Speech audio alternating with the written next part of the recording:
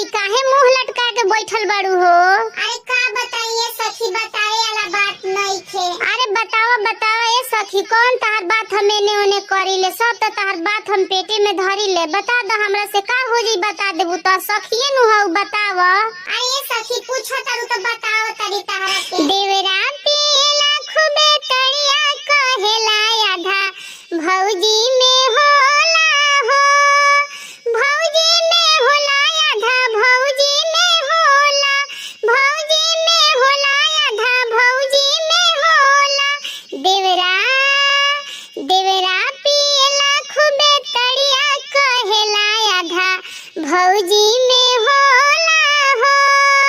जब हम जाई सखी पनिया ले आवे, जब हम जाई सखी पनिया ले आवे, पीछे पीछे हमारा जाला कहेला आधा भौजी में होला हो।